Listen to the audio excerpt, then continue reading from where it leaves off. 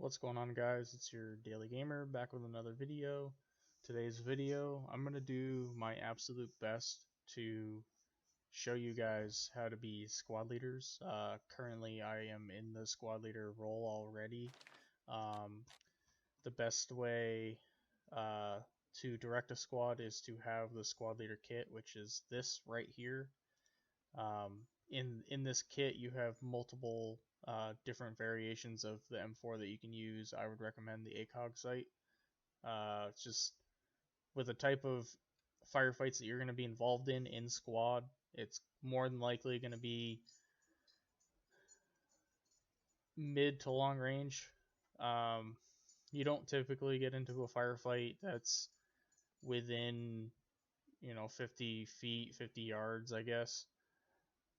So I definitely recommend the ACOG. I wouldn't go with the iron sights or the other sight, which is a dot sight. Just you won't be able to see much. So here, I'm showing you the MRAP, and I'm sure everybody knows the MRAP. Definitely a good vehicle to have. If it were me and I was going to have a squad, I'd more than likely do Logi first, but if you can have a couple guys in the squad, grab an MRAP. It's just extra firepower for you and your squad. I guess it depends on what you're planning to do. Like, the best tactic is to get as far as you can into the map. That way you're already established and you don't have to like fight to get to a good spot. So that's a good tactic. The Logi. So the Logi is important for creating habs. You want a hab. If you're going to be a good squad leader or an okay squad leader, you want to be able to put down a hab. Habs are very vital in this game as that's how you spawn in the map. And it will help your team greatly because everybody, even other squads, can spawn. So we're going to go ahead and hop in this Logi. I'm going to teach you how to essentially create a hab.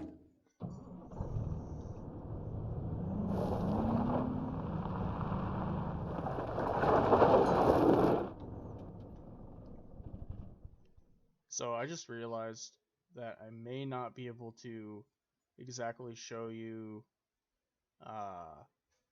how to really place anything, because in order to place down a fob radio, you need you need a teammate near you, and I'm currently playing alone, so I don't know how well this is gonna work, but I can at least show you the buttons that you need to press. If it does work, that's great, but I don't think it's gonna. So anytime you drive up to, especially if you're driving into like further into the map, you're probably gonna run into enemies or have a high chance of enemies driving by. So I would recommend turning off the Logi after you've parked it. Park it somewhere where it's not going to be easily visible to the enemy. And hop out. And as a squad leader, make sure you have one guy standing by the truck to unload the truck.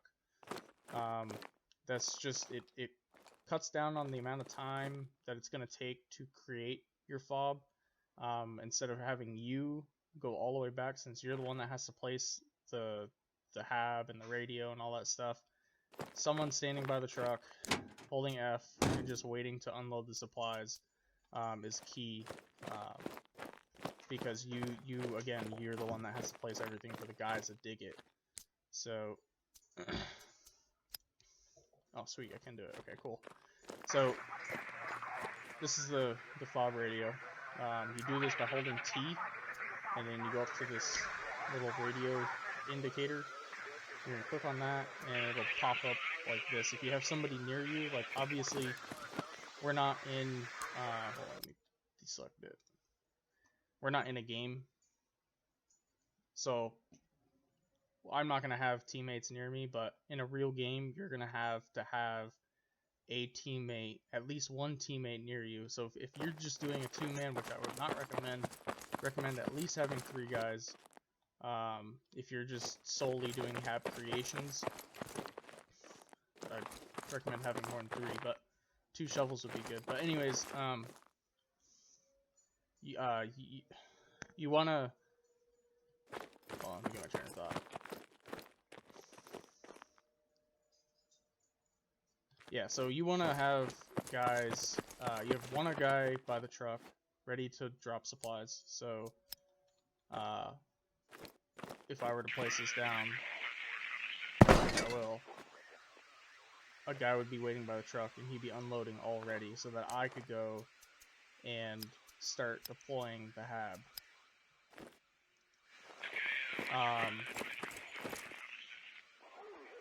Do not, and I can't stress this enough, do not just place the radio anywhere. The radio is very, very, very important. It's the one piece that can literally destroy your entire hab.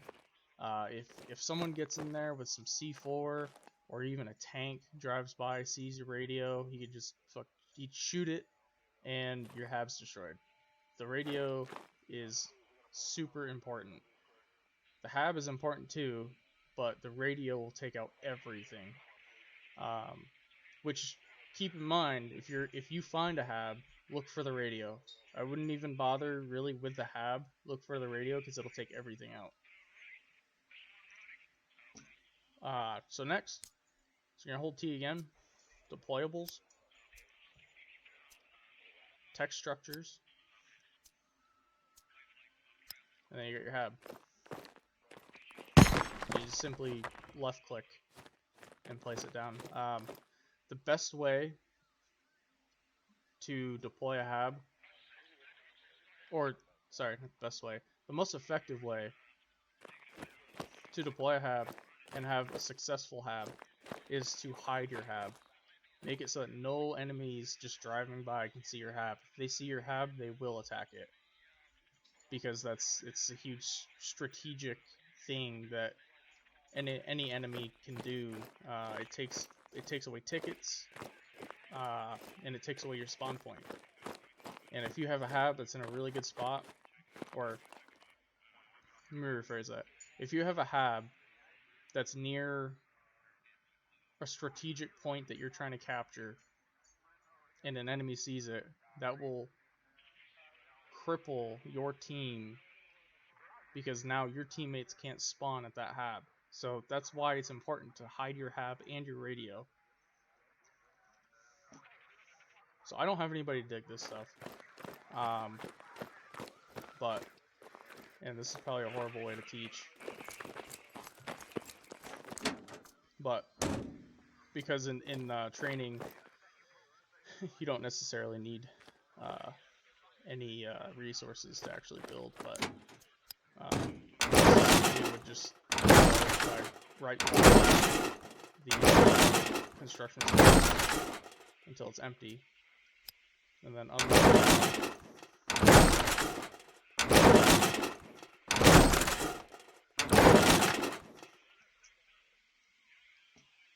I'm sorry if you guys couldn't hear that. I don't have the best equipment to really be making videos, but I'm trying my best. So what I did was I held F on the truck, moved my cursor away from the center of the circle, and put it on the unload construction supplies and unload ammo. I wouldn't be doing this as a squad leader, a teammate would be, so it's not really important for you to know as learning how to be a squad leader. But if you're watching this video and you're new to squad, it's just good to know that being in that position, it's crucial. So next, the next thing you want to do as a squad leader, which is super important, is making an ammo crate. And definitely put the ammo crate somewhere where it's visible, so that as soon as someone comes out of the hab, it's going to be right in front of them.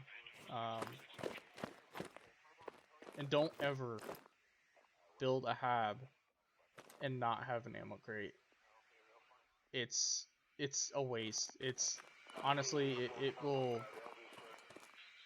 Your team won't be able to resupply. I don't know why people do this. Maybe it's out of forgetting, but make that a habit. Every time you make a hab, put down an ammo box. it's just it doesn't make sense to build a hab and then not have an ammo box. I mean, it's good to have a spawn point, but the resupplying your ammo is still just as important as having having a hab. And yeah, so that pretty much concludes my video. I mean, it's pretty straightforward. If you ever want to build anything, you just go over to this little shovel file or folder, and you know, you got fortifications, bunker, you know, Hesco wall, indirect fire shelter. That's actually pretty good to have. I mean, not a lot of people use it or utilize it, but and I can dig some of this stuff up just so you can see what it looks like. But that's really good to have, because if you ever get attacked by like artillery and you have like 2 or 3 of these, your team can literally just hide in this, and it's just a concrete structure that does not allow you to take any damage from incoming artillery. It will not get destroyed.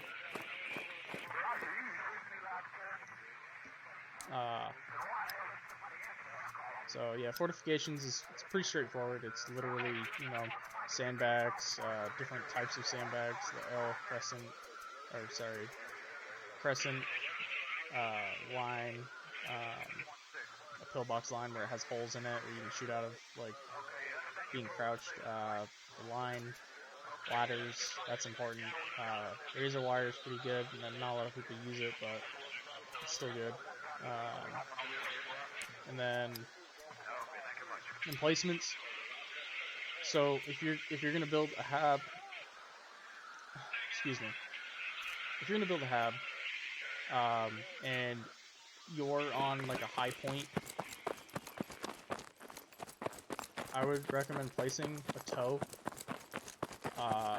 It's just practical to have a tow at your base if you have a good line of sight, like right here. This actually not that great of a example, but so I just go select my hab, or my tow, and place it. It's a 360-degree swivel, which is good to know. But you'd essentially place this so that, you know, you take out a tank with it, or take out an MRAP if you're on the other team, or the Russians' version of the MRAP, or, you know, a helicopter if it's landing. I would not recommend shooting at a helicopter while it's moving unless you're highly skilled at doing so. Wait till the helicopter's landing, getting ready to land, because then you have a better shot. You won't have to adjust as much trying to hit it while it's moving.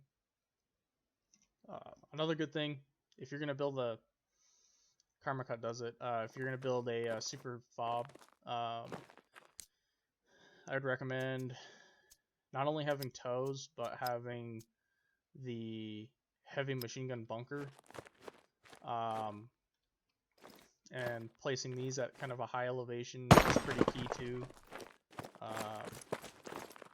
Essentially, it's the same thing as the HMG tripod, just you've got a bunker. You're completely concealed and you have cover. You can still get killed out of it, but it's a lot harder to kill somebody in a bunker. So what I'm gonna do is I'm gonna change roles. I'm gonna dig all this stuff up, and I'm probably gonna edit this just to save time, just to show you what all this stuff looks like built.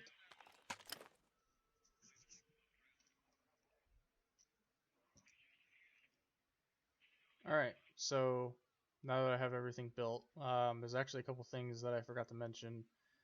So as a squad leader, yes, my kit's changed. I had to change to lead crewman kit, and so I don't have the same kit I had before, but that's irrelevant. So the other thing I forgot to mention about being a good or decent squad leader, is squad leading is not just about making habs. Squad leading is about, I mean, it's in the name. You're leading your squad. You are gonna have to communicate as a leader with the other squads and command. If there's a commander, sometimes there's no commander, which in that case you're sometimes set up for failure from the start. But In other words, I can't stress this enough. Being a squad leader, you have to talk. You have to talk and coordinate with other squad members. Now, sometimes it's null and void because your other squad members or squad leaders won't be talking at all, and you're forced to have to make decisions without the help of your other squad leader comrades. But in that case, giving your team good instructive commands, or not necessarily commands, because don't forget this is just a video game, but giving them good insight on what's going on. If your other squad leaders are talking to each other, if your commander's sending in like an artillery strike or an airstrike on a position, let your squad members know, like the guys underneath you, because maybe they're in the area. So to avoid collateral damage, just let them know, because they can't hear anything on the squad leader chat. Only the squad leader can hear from the commander and the other squad leaders. So they're going to be unaware of what's going on like around them as far as what the other leadership is doing. That's the same as, like, say another squad finds a tank in an area, and they say it over the squad leader chat. Only you are going to know that information, and if you don't convey that to your team, that could be them dying and you losing tickets. So just keep that in mind. The other thing that I forgot to mention is, and you can only do this when you have a teammate near you, but because I'm in training, I can just do this. Do not forget to place a rally. If you're attacking a point and you're far from like a hab where you can spawn, just place a rally. It gives your squad members a place to spawn instead of having to go all the way back to a hab and run hundreds of meters to wherever you were attacking. It also helps you strategically. A lot of a lot of good squad leaders that I know or that I have played with, they were really good about placing a rally, and that changes the game immensely. So just bear that in mind whenever you're attacking or doing whatever. If you are attacking, it may not be relevant to you, but if you're not attacking, but just please, if you're going to be a squad leader, do that at least. Some squad leaders don't even bother doing habs, they just do attacking, which is cool, but it also doesn't help the team. So and there's sometimes you get into matches where you can't even get a Logi and you're forced to do whatever else. So in that case, you're kind of given what you're given. So the other thing I didn't mention is mortars. So mortars are actually a pretty easy thing to implement. Doesn't really need a ton of practice. I can actually teach that right now without it being too difficult. So, but it does require you to have a very good squad leader. This isn't necessarily for just squad leaders. This is for anybody learning how to use the mortar. So as a squad leader, if you say there's a hab out over yonder over there, okay, right? So I'm going to place an attack marker. So as you can see on the compass, you can see the attack marker. It's in green, right above 111. And then above the green, there's going to be a number, 280. So if I go over to my mortar, and you can do this as just a squad leader if you don't have anybody near you. Typically, if you're going to do mortars, you want to have more than just one, because then you could have one shoot and then another one shoot another volley so that it just never stops. So I'm going to get on my mortar. And you can see the attack marker's still there, right? So 270. So I'm gonna go ahead and aim, and so off to the left, you can see you have range in mils, or Millerandian, yeah. I just call it mils. So the mils is what you see on the little scroll wheel that's moving. Those are your mils, and the range is what you see down at the bottom. So above my attack marker, it's 270. So anytime you place an attack marker, an observe marker, whatever, just place a marker if you want to use mortars, or if you want to use your HMG. It's good for the HMGs too, to know how far out they're shooting. But you place an attack marker, you move that little black, the crosshairs just above it, so it intersects with the marker, and then you're gonna move your mils to 270, which is gonna be danger close. So if you look off to the left, where it shows you your range 50, 100, 150, 200, 250. So what I would do if it's 270 is I'd go ahead and move it up to 1,496 mils. Right. So, and that would be 250. 1,000.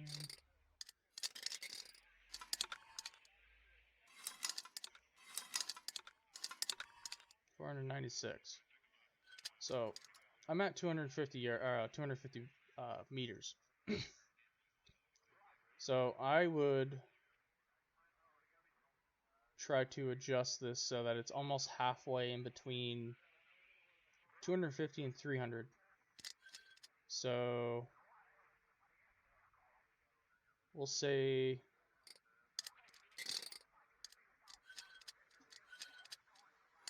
where I'm at, 1496. And I'd probably do 1485. So then you would just shoot off 3 lanes. And then as a squad leader, you'd be up here. You wouldn't necessarily be on the mortars. Pull out your binocs and see if it hits. You'd have a target that you'd be attacking.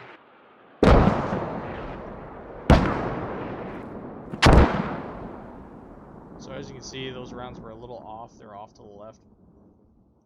So you would just simply tell whoever's shooting the mortars, you just tell them, traverse right like a hair, or like over to, let's see, it's 110 from where I'm sitting. So you go down to your mortars and you just tell them, like, if they're at 111, just tell them to go to, like, what are they at? 105. Tell them to go to, like, 109 and see where they land. And you just do that. It's trial and error, kind of. You can get sheets that tell you, like, exact meters and what the mils would be, but to get you started with using mortars, that's what I would do, is just place a marker, have the mortars line up on the marker, and then adjust their mils for that. I'm just gonna show you what things look like built. So this is the TOW. I think a lot of people should know what that looks like, even if you are a newcomer. I'm sure you've been on a squad that had a TOW, so that is what it is. The HMG bunker, super cool, fun to use. It's it is what it is. It's a bunker with an HMG, and you simply just aim down the sights and shoot at whatever you see. Some squad leads won't let you shoot at just anything. They'll tell you, like, if you've watched any videos of Karmika, obviously he's, like, standing off to the side of the bunker, pointing out targets for his gunners. But yeah, so that's that. The indirect fire shelter, that's the HAB right in front of us. I'm sure everybody knows what that looks like. Indirect fire bunker, here it is. It's pretty simple, but it's awesome. Just sit in here, and you're safe. This is probably the most safest place you could be when artillery is raining down on you and you don't have any buildings to take cover in. So,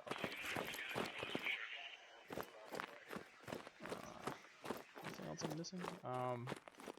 Oh, communication. So, as I've mentioned before, communicating to your other squad members, or not squad members, well, squad members is B, squad radio. Local chat is V, as in vector.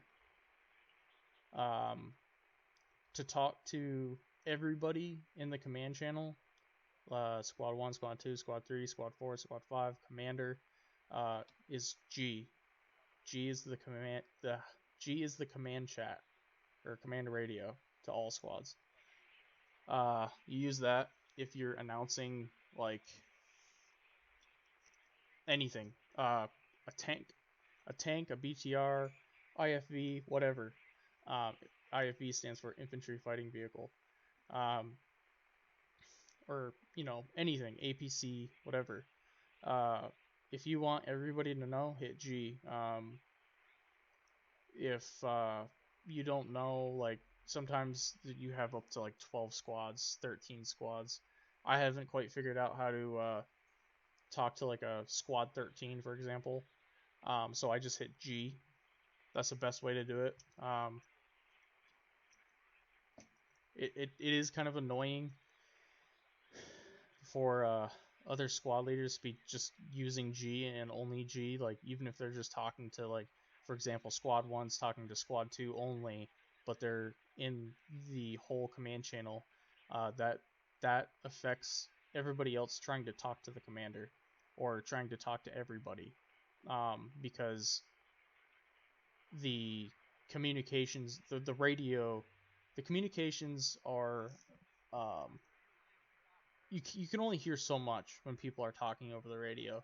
It's good to keep radio silence unless you have pertinent information to be said to everybody. So I would try to avoid using G unless you need to talk to like a squad 13 or whatever and you can't figure it out. Like that's cool. But if you're talking to like squad 1, squad 2, squad 3, squad 4, squad 5, squad 6, squad 7, squad 8, and squad 9, you have buttons for that. And that's over in the number pad on the right side of your keyboard. You just hit like, make sure numlock is on, but hit like 1 and you're talking to squad 1 only. Hit 2 and you're talking to squad 2 only, and so on and so forth. That way it keeps the radio open for any other pertinent information. I can't stress that enough. It's so annoying to listen to other people talk when you have your own squad talking to you, and on top of that you have the commander, then you have all these other people. It's really hard to keep focused on what you're doing, so please do that. uh, I guess the other thing is, I guess, tips that I could give from my experience is, squad leading is a very difficult thing to do. Like I said, you have a bunch of people talking in your ear. You have from anywhere from local chat to squad chat to the whole command chat to whatever. A lot of communications going on. It's really hard to focus. So if I were you and I was a first time squad leader, I probably wouldn't focus my squad's efforts on attacking or like doing coordinated assaults or anything kind of in a way complicated. I would focus on backcapping, maybe creating if you're going to be a first time squad leader, creating a small squad of like people that supply people up front, so that way you can get used to talking to squad members, or not squad members, squad leaders, using the command channel. That's a really good way to get used to the communication part. Once you get the communication down, squad leading is pretty easy. It's just everything mixed in together. It's really easy to forget. Like, for example, say you're going to go set up a hab. It's so easy to forget to and I said earlier, like, how annoying it was for people to not put down ammo boxes, but it is really easy to forget, or to put the radio, the fob radio, in like the open, like the worst place you could possibly put it, and it happens because you're listening to like whoever else, like other squad leaders talking about this and that. Um, it's really easy to forget to do things. So if I was a first-time squad leader, I would recommend doing like Logi runs and getting used to um, the communications part, and um, knowing like what to expect. Obviously, match to match, it's going to be different, but that's what I would recommend. This is going to conclude this video. It's your Daily Gamer. If you like this video and found it informational or helpful, please like, comment, and subscribe. It's going to help me a lot. Like I said, I have very minimal equipment, so it's hard for me to... I made a video earlier about being a helicopter pilot in this game, and I had to do a narrate.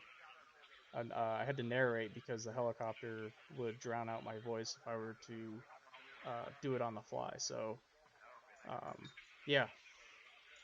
So yeah, please hit that subscribe button. It's gonna help me, and it'll help you too in the future. Yeah, I will talk to you guys on another day or another video, and hope you enjoyed.